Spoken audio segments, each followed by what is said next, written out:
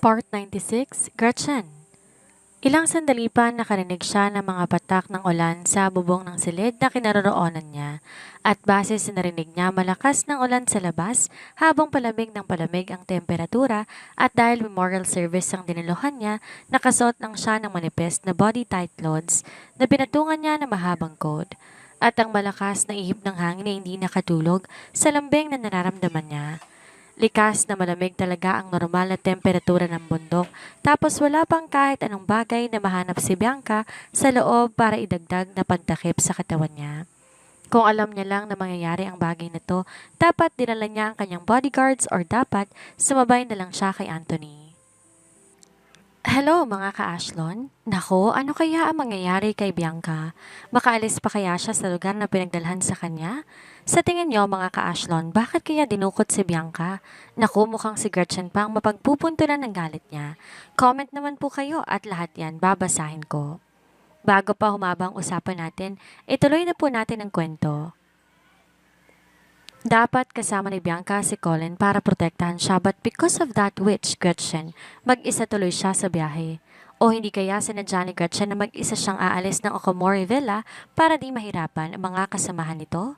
Come to think of it, bigla na lang tong sumulpot sa villa kanina at nagpasikat kay Grandma Hermania kahit anong analyze niya.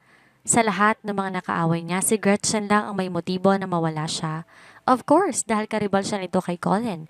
At takot ang lahat sa kanya dahil na rin sa pamilyang meron siya at sa koneksyon nila. So si Gretchen talaga ang salarin. Hindi naman mapakali si Hermania na nasa loob ng kanyang silid. Matapos makaalis ni Bianca kanina, tinawagan niya ang mga magulang nito at ipinaalam na pauwi ng anak ng dalawa. Kaya naman, matama na naghintay ang mga magulang ni Bianca sa pagdating nito pero hindi ito nakauwi. Sinubukan din nilang tawagan ang cellphone ng dalaga pero hindi nila to makontak. Kaya naman, nagpatawag na sila sa mansyon ng mga Okamori. Anong hindi pa nakauwi? Okay, okay. Tawagan niyo ako kapag nahanap niyo na siya. Kinabahan si Hermania sa sinabi ng mga magulang ni Bianca. Agad niyang pinatawag ang head chambermaid nila para magtanong kung ano ang nangyayari at kung nakaalis pa talaga ng maayos si Bianca kanina. Baka naman po may importante lang na ginagawa, Madam Hermania. Artista po si Miss Bianca at hindi naman po siya gagala sa kung saan lang. Isa pa, dala niya ang sarili niyang sasakyan kanina. Pero susubukan pa rin naming i-check para mapanatag po kayo. Agad na napatango-tango si Hermania. Magdala ka ng maraming tauhan at mag-ingat kayo, lalo pat malakas ang ulan. Kahit na malawak ang bulubunduking sakop nilang mga Okamori, heavily monitored nila ang lugar. Nang umalis ang inutusan ni Hermania para kunin ang kopya ng surveillance camera ng buong lugar, abala naman sa pagkontak ang pamilya ni Bianca sa Transportation Bureau para mahanap kung nasa ng sasakyang ginamit ni Bianca. Di naman kasi normal na bigla na lang silang mawalan ng contact sa babae. Subalit lahat ng tauhan ay pinadala ni Anthony na naganap sa kabaan ng kalsada ay walang nahanap maski na maliit na lead kung nasan si Bianca, pati na ang ipinadala ni Hermania. Hindi pa rin nila makontak si Bianca at sobrang lakas pa ng ulan kaya't napagtanto nila kung gaano kaseryoso ang sitwasyong kinakaharap nila. Wala na iba pang mapagpipilian pa si Anthony kundi tumawag na ng pulis. Artistang kapatid niya at anak pa ng kilalang mag-asawang negosyante ng bansa kaya't sigurado siyang mabilis kikilos sa mga ito. Para ko na ring apo si Bianca. Matagal kong nakasamang batang yon. Ngayong nawawala ito, hindi ko maiwasang isipin na responsibilidad natin siya. Naiiyak na sambit ni Hermania. Hindi na mapakalipa si Hermania at hindi rin siya makatulog. Naaawa na ang mayordoma ng mansyon sa matandang babae. Abala si Madam Hermania sa memorial service ni Helena buong araw kahit pa di maganda ang kondisyon ng katawan nito. Huwag kayong mag-alala, Madam. Hindi pababayaan ng nasa taas ang taong may mabubuting puso. Pinaghahanap na ng mga pulis si Miss Bianca kaya't sigurado ko makikita din siya ng otoridad kalaunan. Ang mabuti pa magpahinga na lang muna kayo at baka makasama sa kalusugan ninyo ang masyadong pag-aalala. Pero mariing umiling si Hermania. Paano na lang kapag nakatagpo si Bianca na masamang tao? Nang mawala sa akin ang apo ko ilang taon ang lumipas, sabalit hindi naman siya natagpuan. Hindi ko kaya na mangyayari ulit ang nangyari sa nakaraan. Natatakot ako. Siguro kailangan niya ng tawagan si Colin lalo na't ito ay may pinakamalawak na koneksyon sa buong bansa ngayon. Si Demetrio na ang nagmaneho ng sasakyan habang pabalik sila ng apartment complex. Nasa kalagitnaan sila ng test drive nang bigla nilang umulan, kaya wala na silang choice dalawa kundi ang umuwi. Nang makababa sila ng sasakyan, bahagya pang nagulat si Gretchen nang hawakan ni Demetrio ang kanyang kamay. Isang nagtatanong na titig ang ipinukol niya sa lalaki. Masyadong malamig ang panahon. Your hand is cold kaya hahawakan ko para di malamigan? Kaswal nitong sagot. Kinunutan naman niya ito ng noo. Hindi niya alam kung saan nakukuha ng lalaki ang mga banat nito. Sana malaman niya para makaltok niya sa noo at kung ano-ano ang itinuturo sa asawa niya. Gayunman hindi na siya nagreklamo pa. Totoo na mainit ang palad nito na siyang tumutupok sa lamig na nararamdaman niya dala ng malamig na simoy ng hangin. Pumasok na tayo, baka malamigan ang baby natin. Ayan ito sa kanya. Tumango naman siya at magkasabay na silang umakyat sa kanilang unit. Nang makarating sila sa loob ng apartment, kasol siyang naglakad papunta sa kanyang silid nang pigilan siya ni Demetrio. Let's wash up, tapos mag-usap tayo. Seryoso nitong sambit. Napanunok siya ng laway. Kahit kanina habang nagmamaneho siya ang bagay na ito at mukhang mangyayari na. Pero kahit hindi pa man sila nagsisimula, mukhang alam na niya kung ano ang patutunguhan ng usapan nila. Huminga siya ng malalim bago tumango. Okay. Akbang-hahakbang na siyang muli nang hawakan na naman siya at pigilan ni Demetrio. Sabay na lang kaya tayong maligo, tapos doon na rin tayo mag-usap? Suhestyon ito habang may mapanuksong ngisi sa labi. Mabilis niya itong pinandilatan ng mga mata. Tumigil ka nga. Kung ano-ano na lang naiisip mo eh. Kapag ako nainis sa'yo, tutulugan kita at di ako makikipag-usap sa'yo. Aniya sabay irap. Pinagbigyan na nga niya ito kagabi kaya hindi na po pwede ngayon. Mahinang natawa si Demetrio at labag sa loob na binitawan ng kanyang kamay. Bumuntong hininga ito bago tumango. Okay, I'll be quick. Pumasok na siya sa kanyang silid at naglinis ng sarili. Mabilis lang ang kanyang kilos at agad na rin siyang lumabas. Naabutan siya ni Demetrio na nakaupo sa pang-isahang sofa sa salas. Nang makita siya ng lalaki agad tong tumayo at lumapit sa kanya. Inawakan nito ang kanyang kamay at hinila siya papunta sa silid nito. Teka, akala ko ba mag-uusap lang tayo? Lumingon to sa kanya bago sumagot. Yup, mag-uusap tayo sa loob ng silid ko. Pinukol niya si Demetrio na isang nagdududang tingin. Bakit pakiramdam ko hindi lang usap ang pakay mo? Natawa naman ang lalaki sa sinabi niya. You gave me a nice idea. Tumigil ka, Demetrio. Sabing doktor dapat hindi daw dalasan. Malakas niyang bigkas. Subalit agad niyang natutop ang kanyang bibig dahil sa sinabi niya. Nangunot naman ang mata ni Demetrio. Sinabi yun ng doktor? Tila naiinis itong tanong. Hindi siya nakasagot. Hindi naman ito sinabi na hindi dadalasan pero ang bili nito kailangan mag-ingat. Alam mo, dapat magpa-check up ka ulit, nakasama ako, para magtanong ako ng personal sa doktor. Baka naman mamaya, niloloko ka lang ng doktor na nakausap mo. Naiinis niyang binawi ang kanyang kamay na hawak ni Demetrio. Di ko alam na ganyan ka pala kamanyakis. Nanlaki naman ang mga mata ng lalaki. What's wrong with that? Sa'yo lang naman ako ganyan ah. Tiningnan niya ito mula ulo hanggang paa bago sarkastikong natawa. Dapat lang. Alangan naman ganyan ka sa iba ay akong asawa mo. Sa sinabi niya unti-unting napangisi si Demetrio. Talaga. Imbes patulan ng pang-aasar nito, inirapan niyang lalaki. Ewan ko sa'yo, makatulog na lang nga. Ani at padabog na naglakad palayo sa lalaki pero mabilis naman siya nitong pinigilan. Saan ka pupunta? Malamang matutulog na. Mag-uusap pa tayo, wife? Puro kalokohan naman ng mga pinagsasasabi mo eh. Mahina tong natawa bago siya hinila papunta sa mga bisig nito at mahigpit na niyakap. Sinubukan niyang itulak si Demetrio pero hindi siya nito hinayaan. Stop resisting. I want to hug you. Namiss kita buong araw? Text ako ng text sa'yo. Tumawag pa ako kanina pero hindi mo ako pinapansin. Anito sa nagtatampong boses. Napanguso siya at sinubsob na lang ang mukha sa dibdib nito. Busy ako. Bakit kayo magkasama ni Mr. Isolde?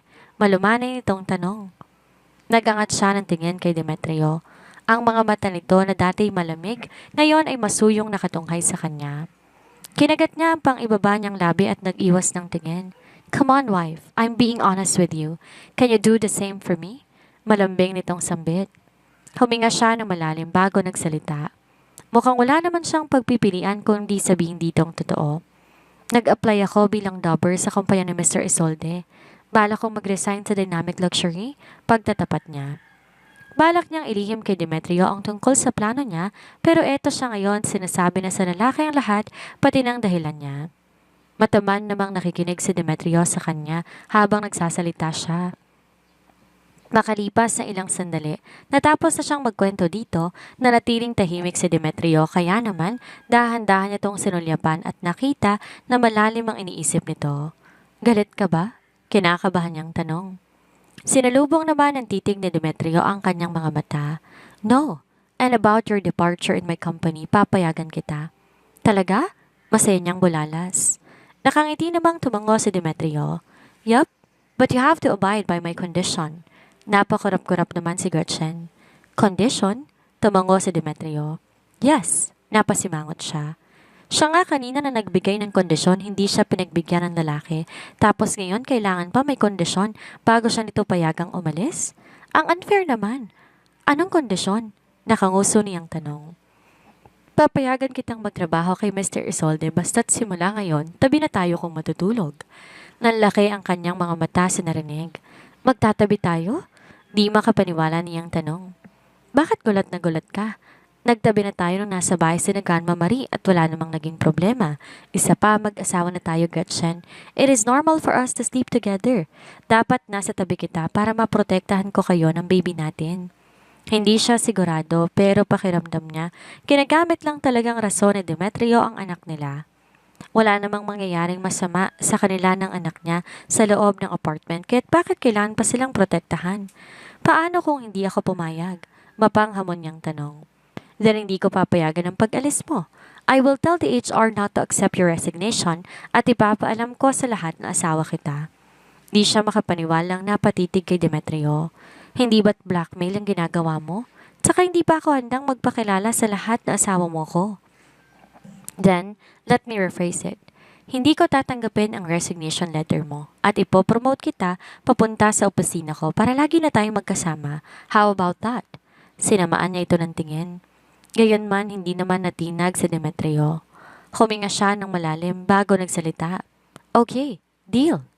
Isang malawak na ngisi ang agad sumilay sa labi ni Demetrio. Daig pa nito ang nanalo sa loto kung makangiti. Talagang wagas. Ano pang hinihintay natin? Halika na sa loob. Di na siya nakaangal pa nang hatakin siya nito papasok sa sarili nitong silid. Agad silang naupong dalawa sa gilid ng kama habang hawak pa rin ni Demetrio ang kanyang kamay. Kailan mo ba ako sasagutin, Gretchen? Bigla nitong tanong. Marahas naman siyang napalingon sa gawin nito. Kailangan pa ba yun? Mag-asawa na tayo, di ba? Nagkibit balikat si Demetrio. Kahit na, I want to be your husband and your boyfriend at the same time. Di na mapigilan ang sarili niyang mapangiti. Akmang sasagot siya nang bigla na lamang mag-ring ang cellphone ni Demetrio. Nagkatinginan pa silang dalawa bago niya ito tinanguan. Bago pa man niya naisipang sagutin ng lalaki.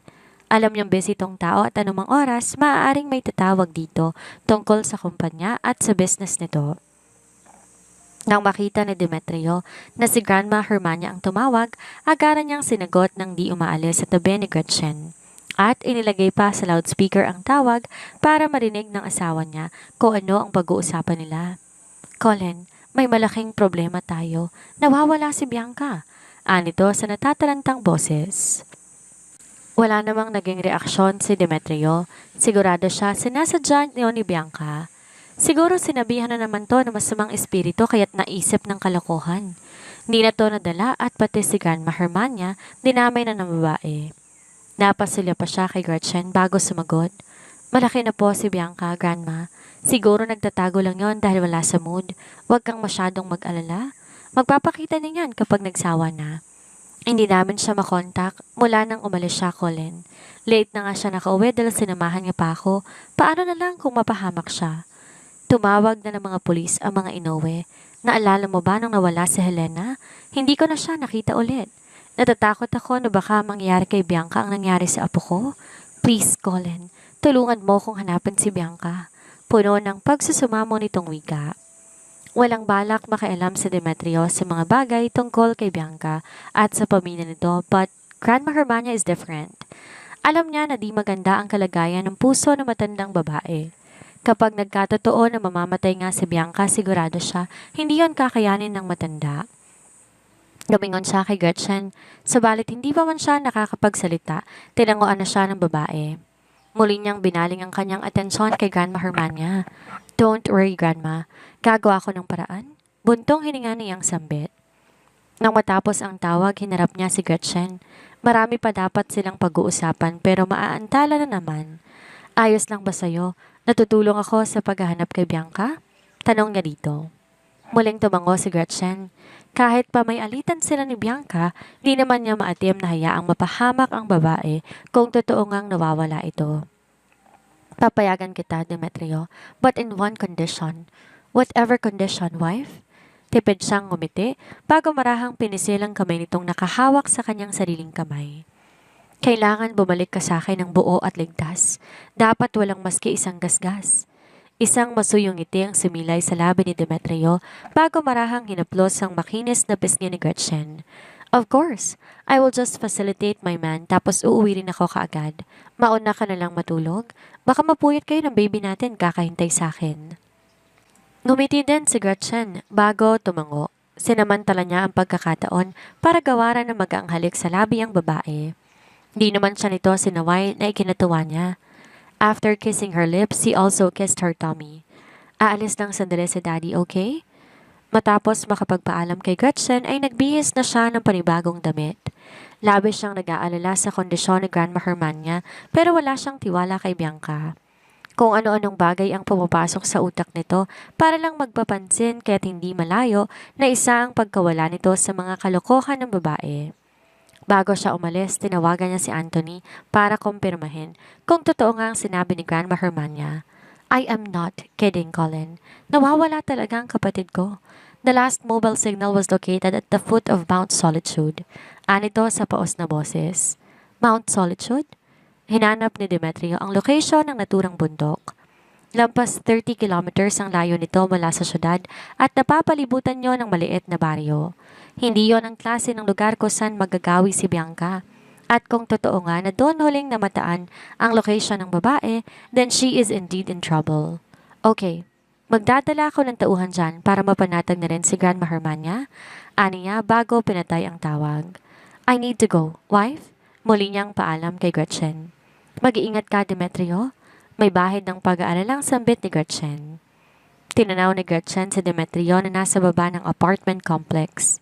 May parte sa puso niya na ayaw tong payagang umalis. Kasalukuyan pa ring umuulan. Di man sing lakas ng kanina, pero madulas naman ang daan. Isa pa nagdududa siya sa pagkawala ni Bianca. Hindi kaya paraan lang yun ng babae para kunin ang atensyon ng asawa niya? Sa isipang yon ay napakuyom siya ng kanyang kamao. Sadyang may mga tao talagang ayaw umintindi ng sitwasyon at ayaw tumanggap ng katotohanan. Palibhasa na sana ito na nakukuha lahat ng gusto nito. Pero hindi rin siya papayag na agawin ito mula sa kanya ang kanyang asawa at nakikita niyang wala namang plano si Demetrio na patulan ng babae.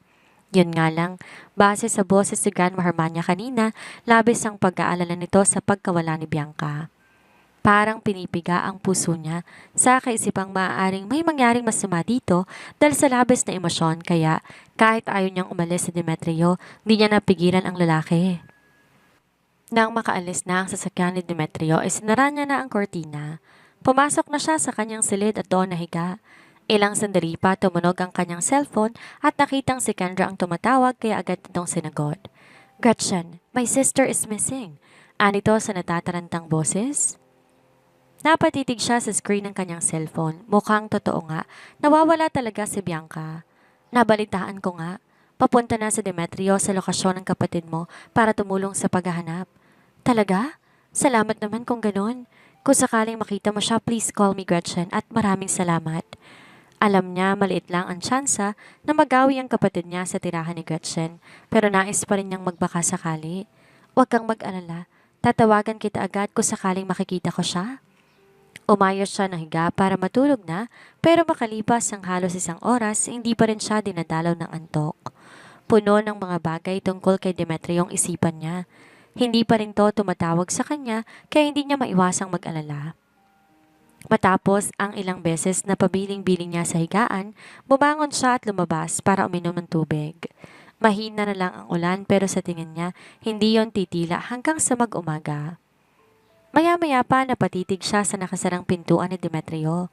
Napag-usapan na nila kanina na doon siya matutulog. Wala naman sigurong masama kung papasok siya sa silid nito, hindi ba? Gaya ng sabi nito, mag-asawa naman sila. Imbes na dumiretso sa kanyang silid, doon na siya pumasok sa kwarto ni Demetrio at nahiga sa kama nito.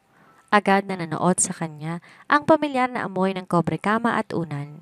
At hindi nagtagal, tuluyan na rin siyang hinilan ng antok sa tulong ng amoy ni Demetrio na siyang kumalma sa nag-aalala niyang sistema.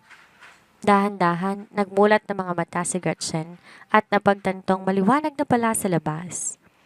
Nang tingnan niya ang espasyo ng kama, hindi yun nagusot. Ibig sabihin hindi pa nakakauwi ang asawa niya. Ilang sandali pa napapitlag siya na makarinig siya ng ring ng cellphone. Agad niyang napansin na hindi kanya iyon.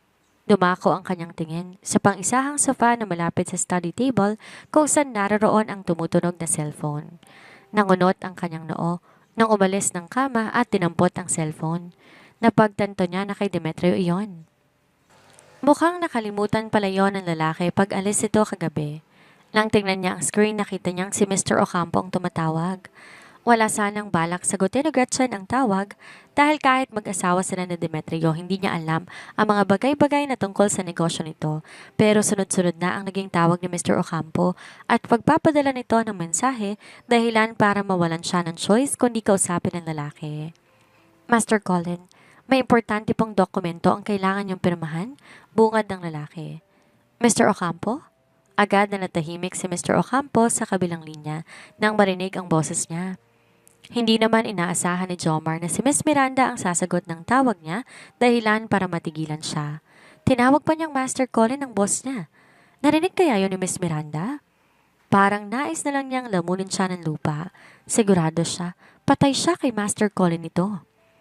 Napasulyap naman si Gretchen sa screen ng cellphone ni Demetrio para siguruhin na hindi pa ibinababa ni Mr. Ocampo ang tawag. Parang alam na niya ang nangyayari. Mukhang hindi pa yata nasasabi ni Demetrio sa assistant nito na nagtapat na ito ng totoo sa kanya. Gayunpaman wala siyang planong pangunahan ng asawa niya. Mr. Ocampo, nandyan pa ba kayo? May sadya po ba kayo kay Demetrio? Napatikim naman si Jomar bago hilaw na natawa. Demetrio? Literal na pinagpapawisan siya na malamig. Well, may dokumento kasing naiwan si si Demetrio at kailangan ng pirma niya. Kinagat ni Gretchen ang pang-ibaba niyang labi. Pero wala pa po siya dito, Mr. Ocampo. Hindi pa siya nakakauwi mula nang umalis siya kagabi para tumulong sa paghanap kay Miss Bianca. Sa sinabi ni Gretchen, hindi maiwasan ni Jomar ang pagsasalubong ng kanyang mga kilay. Bakit kailangan pang personal na pumunta si Master Colin doon sa paghanap kay Miss Bianca, gayong di naman to kaano-ano ng lalaki? Akala ba niya balak nitong ligawan si Miss Miranda at ayusin ang buhay may asawa nito? Wala bang emotional intelligence ang amo niya na hindi na dapat bigyang atensyon ng ibang babae kapag may mahal ka na? Gayunpaman hindi yun importante sa ngayon. Ang dokumentong hawak niya nangangailangan ng pirma ni Master Colin. Ayaw naman niyang pumunta kay Master Rohel dahil ayaw niyang makasalumuha ang lalaki. Sandaling napatulala si Jomar bago siya nakaisip ng isang ideya. Bakit di na lang po kayo ang pumirma nito, Miss Miranda? Kailangan na po kasi ito eh. Nagulat naman si Gretchen sa suhestyon ng lalaki. Ayos lang ba na ako ang pipirma? Of course, asawa niyo po si si Demetrio, kaya valid din po ang pirma ninyo. Na matapos niyang makausap si Mr. Ocampo, hindi mapigilan ni Gretchen ang matawa at mapailing. Nai-imagine niya ang mukha ng lalaki habang kausap niya ito, para bang takot na takot itong magkamali.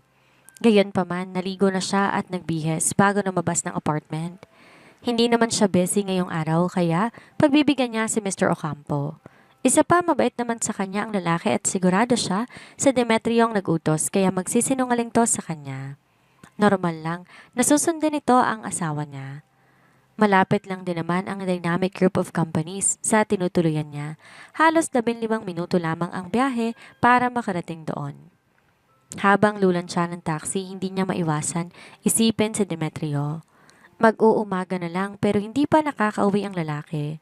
Sana lang nasa mabuting kalagayan ng asawa niya dahil kapag may nangyaring masama dito dahil sa pagtulong nito sa paghahanap kay Bianca, si Demetrio ang tutuluyan niya. Halos hindi mapakali si Jomar na makitang papalapit na si Miss Miranda. Panay pa ang tingin niya sa paligid para siguraduhin na walang kahina-hinalang tao sa paligid niya.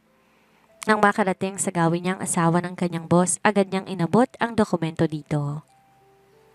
Nag-aalala pa siya na baka magtanong si Miss Miranda kung bakit kailangan na signature ni Master Colin gayong tungkol sa Dynamic Group of Companies ang dokumento at isang driver lang ang pagkakakilala nito sa lalaki. Pero nasurpresa siya nang di man lang to nagtanong at diretsyong pinirmahan ng dokumento. Hindi kaya nagtapat na si Master Colin kay Miss Miranda at useless na ang takot at pag-aalala niya? Gayon pa man kailangan niyang makasiguro. Ito lang bang lahat? Tanong pa ni Gretchen. Mabilis namang tumango sa Jomar. Yes, Miss Miranda. Maraming salamat sa cooperation ninyo. Tipid lang nang umiti si Gretchen. Wala yon, Mr. Ocampo. Akmang magsasalita pa sana si Jomar nang makasalubong ng kanyang mga mata ang isang di ka nais-nais na panauhin. Bahagya namang nagulat si Gretchen sa bagong dating. Medyo kamukha ito ng asawa niya pero iba nga lang ang aura nito. Kung si Demetrio likas ang malamig na pakikitungo, ang lalaking to nakaharap niya ngayon may bahid ng mapanganib na pakiramdam. At nang dumakaw ang tingin nito sa kanya, sinuyod siya nito ng tingin mula ulo hanggang paa na para bang pinag-aaralan nito ang kabuuan niya bago nagsalita. Who is she, Jomar? Nako, sino kaya ang lalaking nakaharap ni Jomar at Gretchen? Mukhang kontrabida na naman to sa buhay ni Gretchen at Demetrio. Sa tingin niyo mga ka-Ashlon, ano kaya yung mga dokumentong pinirmahan ni Gretchen at ano na kaya ang nangyari sa paghahanap ni na Demetrio kay Bianca? Huwag po kayong aalis, may isa pa po tayong kabanata. Salamat po.